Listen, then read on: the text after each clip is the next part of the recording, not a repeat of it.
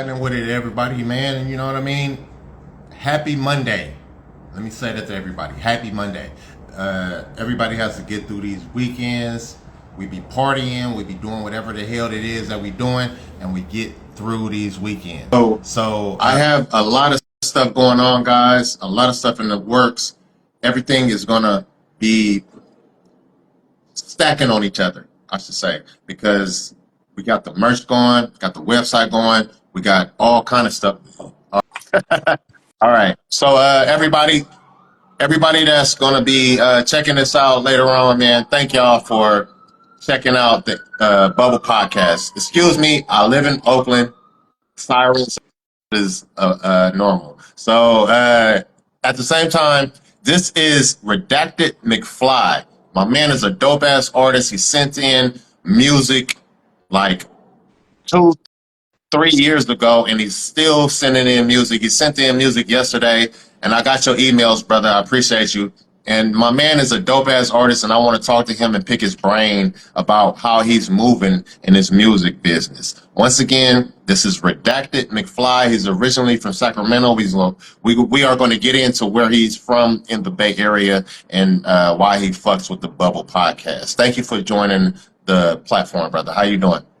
Great, man. Thanks for having me on. I appreciate you providing the platform and holding shit down constantly. I just had to do the Monday thing and slide through.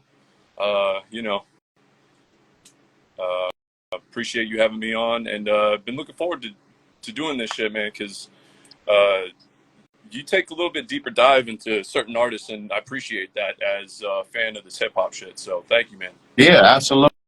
Absolutely. I mean, this is what we got to do. We got to support each other. You know what I mean? Like, first of all, I'm an artist, number one. That's why I started this platform, because I know that it's hard for artists to send their music out and get accepted or get rejected, and that shit is hard. And we're gonna dive into that, how you maneuvering around that yourself right now. So let's start out right now, because I've always started out the episodes with my man is from Sacramento and he's up here in the Bay Area, but I've never gotten a pinpointed city where you're from. Where are you from? Currently residing in Rohnart Park. Okay.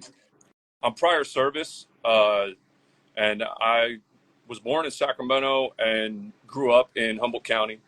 So I spent summers back and forth between Humboldt and Sacramento, and Humboldt didn't really have any options for shit. So Santa Rosa, North Bay, San Francisco was always like the first stop for anything. So highly influenced by the Bay. But currently up in Rohnert Park in the North Bay right now.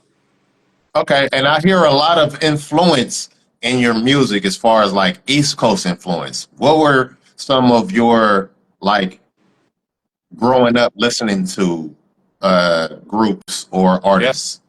I mean, Nas, Busta Rhymes, Biggie, classic, legendary artists, highly influenced by like West Coast storytellers too, like Ice Cube, love Jurassic 5, Wu-Tang, and then digging into like,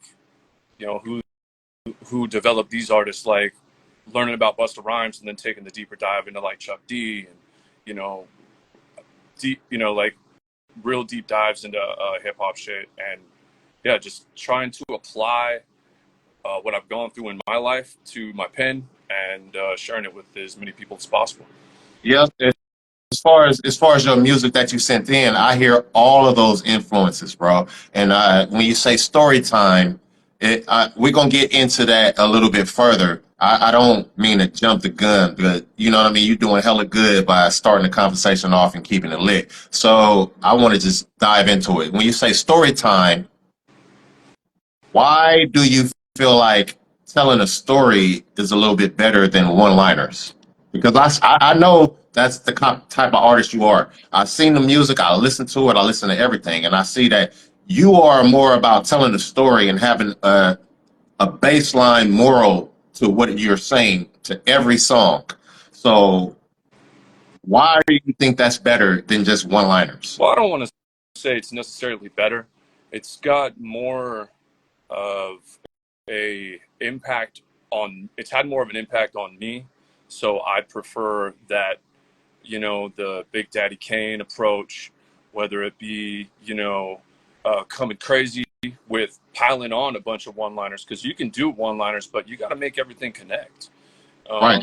There's got to be some sort of evolution to what we're doing as artists too, and we can go back to doing punchlines and shit like that. But the baseline of it all was like, I like that. I stood alone watching the War of the Zone, handing my handles, listening to gangster music, and how that evolved from the Ghetto Boys. Like Dipset's lines came from the Ghetto Boys, and it's just like a different approach that you don't really see nowadays.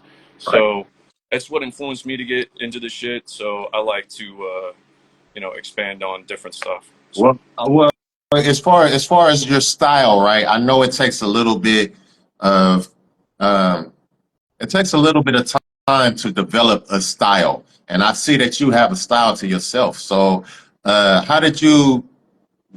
When did you develop? When did you come to the mind that okay, this is how I want to go. This is the direction I want to go, as far as like the storytelling and your baseline moral to your songs. How did you come up with that? So I feel like I'm I'm influenced by like a lot of storytellers in hip hop as well as like the storytellers in like the battle scene too, because there's a lot of great battlers Yeah. that have been able to lace 3 rounds together or even just sequential battles in order, whether it be against the same opponents or different opponents in different countries. Those little things have always kind of stood out to me, and that's what I've been drawn to, like Busta Rhymes, the 19 years between his ELE albums and the content in between, as well as how much it's changed hip hop, but yet he's been able to just evolve and remain top shelf,